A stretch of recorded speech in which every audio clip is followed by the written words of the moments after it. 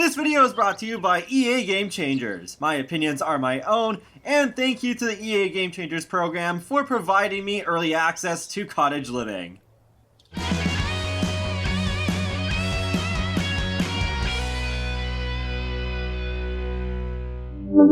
Hey folks, how's it going? This is Iron Seagull here, back with my last video on early access for cottage living. So, yep, once again, this is on the early build of the game, so things are still subject to change.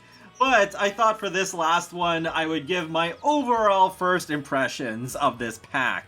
So I gotta say, it feels like July has been the longest month of this year so far. And I would not be surprised if this longer than usual wait for cottage living is a contributing factor.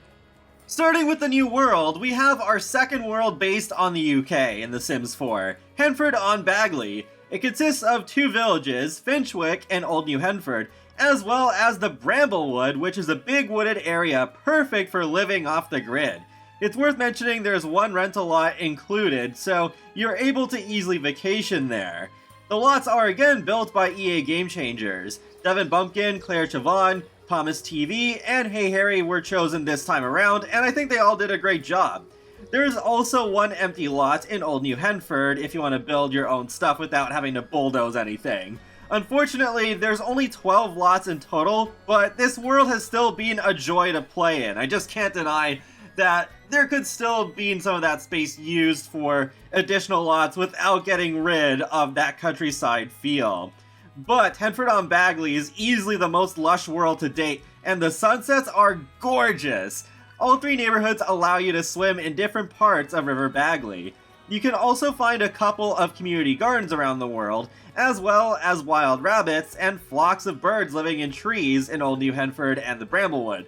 Wild foxes roam about too, so be careful or else they may steal your eggs and kill your chickens or rabbits if they happen to be around. Animals are of course the main draw of this pack. Finally, Maxis has done the much requested farming. Though it's more small-scale farming than big commercial farms, so don't expect big machinery like tractors and combines. You can adopt cows, chickens, and llamas. It's also possible to unlock the bird tree once you've befriended at least one flock, which you can also place in any world. The same goes for rabbits. You can befriend the wild foxes too, and persuade them to stop stealing your eggs. Hens, roosters, and chicks can be bought after buying a chicken coop. You can have up to 8 in one coop, but you can have as many coops on your lot as you want. Hens lay eggs roughly twice a day and are best collected in the morning. Eggs can be sold and used as ingredients for food and certain animal treats. Chickens are the only animal in this pack that can breed, unfortunately. As long as you have at least one hen and a rooster living in a coop, and the coop's not completely full, there's a chance the hen will lay an egg that hatches into a chick. Up to 3 eggs can be incubated in a coop at once, and hens can nest them. The eggs don't have to be nested, but nested eggs hatch quicker and make happier chicks. And chicks, in my experience, take about 3 days to age up into an adult hen or rooster. And one important tip, place the chicken coop in a fenced area. Unlike the cows and llamas, chickens can roam the entire lot, and even outside of it if left unchecked. So it's a very welcome touch of realism, in my opinion. Cows and llamas require a shed to be placed down. Cows produce milk, which can be drank out of the bottle, sold, or used in recipes. Cows can be milked in the early morning and around midday. Success depends on the mood of both the sim and the cow. You can get different kinds of milk depending on treats you can buy from the Finchwick shops or win at the country fairs. Examples include the Mighty Plant Milk, which sims with the new lactose intolerant trait can drink, and pumpkin spice milk. Llamas can be sheared once a day starting in the early morning. Once again, success depends on both your sims and llama's mood. The llama's wool color changes depending on the treats fed to them. Their wool can be used to reduce the cost of certain cross-stitching projects, and if you happen to own nifty knitting stuff, then it works for knitting too. Wool can also be traded to the creature keeper for animal clothing. Shearing is fully optional. Your llamas won't experience any discomfort or any sort of negative effects if you never shear them. The farming in this pack is not just about animals though. There are some new crops to grow. including new berries and the oversized crops that use their own garden plots and fertilizer to help them become, well, oversized. So I didn't get too much into this aspect, but I'm so glad we can finally grow pumpkins and have pumpkin pie. There's no new careers in cottage living, at least in the conventional sense. Instead, you can make a living off produce and the resources you get from your farm animals. You can also do various village errands for some of Henford-on-Bagley's residents, which, unlike the odd jobs from Island Living, have you following your sim as you have them complete various tasks, sometimes in multiple segments. Villagers are roles in a similar way to Eco Lifestyle, but better in my opinion.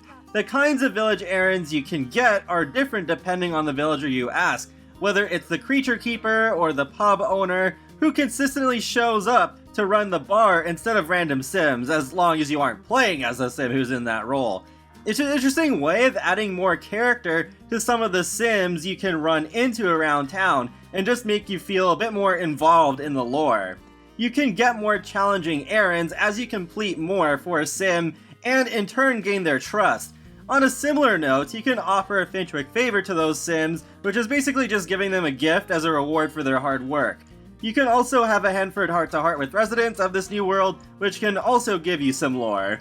Another feature is the fair, which starts every Saturday afternoon, and can have different competitions, including Best Cow and Best Egg.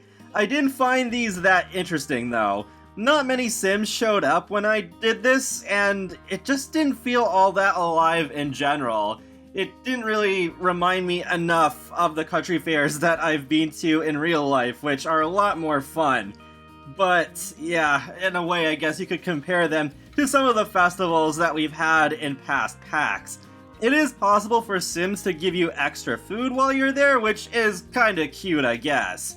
Also, it's worth mentioning with the animal competitions in particular, once the fair is over, don't worry, your animal is not gone for good.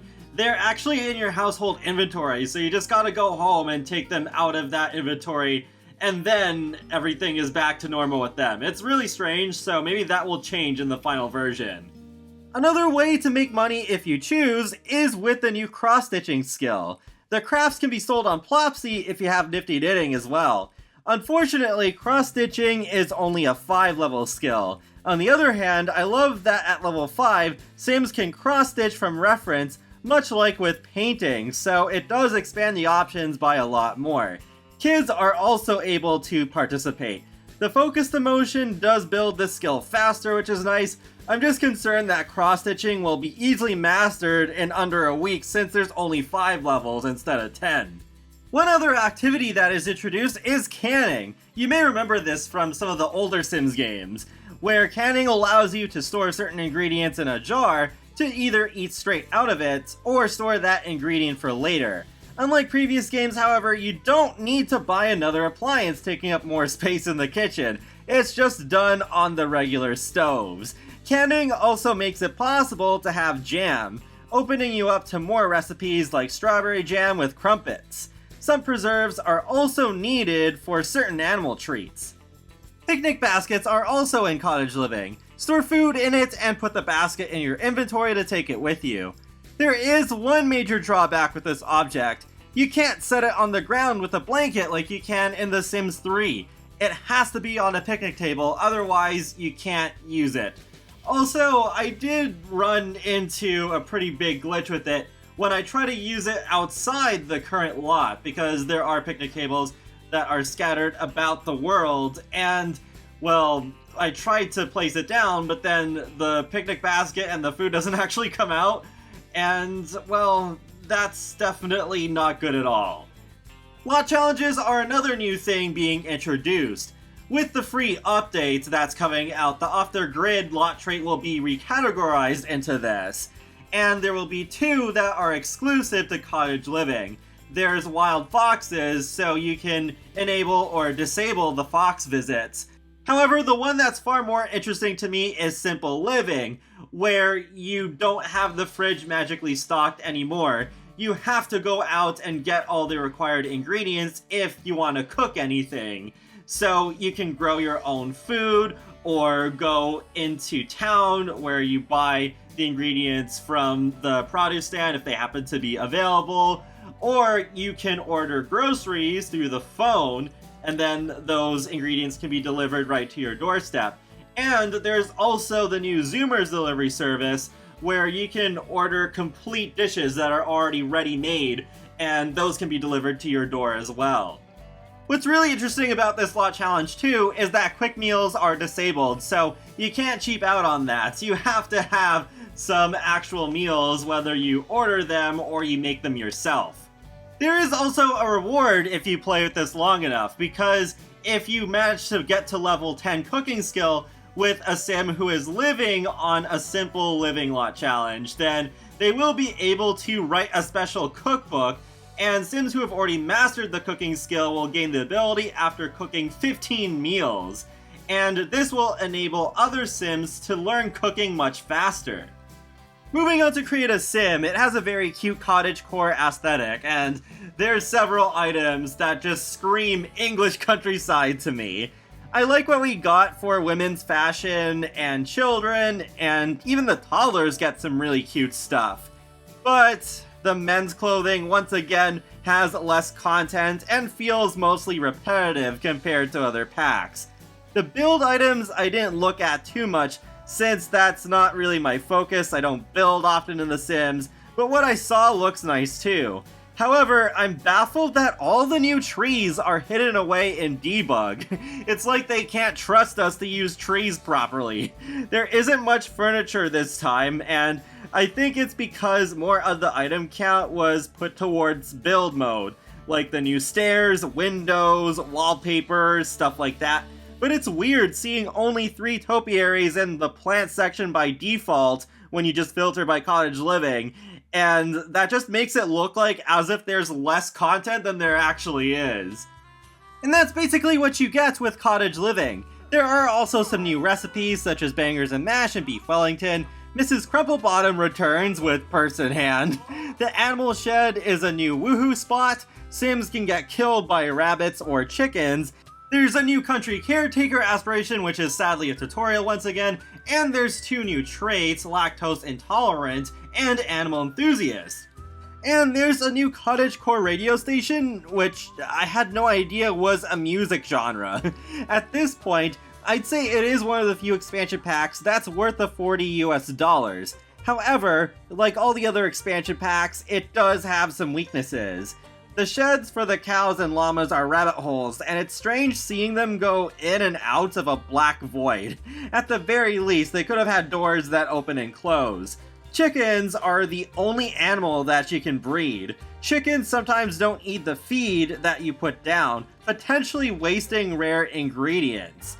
The cottagecore radio station and cross-stitching are not acknowledged by the new likes and dislikes system added before Dream Home Decorator released.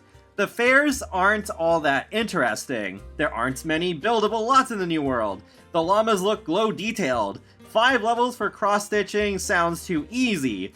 The new aspiration being a tutorial again is a bummer, and the lactose intolerant being a trait is questionable. None of these break the experience for me, but they do add up. I feel maybe there could have been one more animal or major feature to round out the pack even better. Horses would have made sense here, especially with all the open space. If there's enough demand for them, I guess they will give horses their own equestrian life game pack. Maybe geese would have been fun, where they could actually attack your sims if they get too close, and remind us of Untitled Goose Game in the process. Come to think of it, they would have gone really well with the water tool that's being added to the base game for free. Overall, I still think Cottage Living is a really fun pack. If you don't like farming, then there isn't too much that you're missing, but I've wanted a farming expansion pack for a long time, and it's refreshing to feel excited for an expansion pack again. I haven't felt this way since Seasons. Hopefully Cottage Living will stand the test of time, and will integrate decently with other packs. Cottage Living releases on July 22nd. I'm gonna wrap up this video here, so feel free to let me know your thoughts on this pack so far, and be sure to subscribe if you want to keep up with my latest gaming content, including life simulations and more. So I will talk to you all later, and have a great day. Thanks for watching.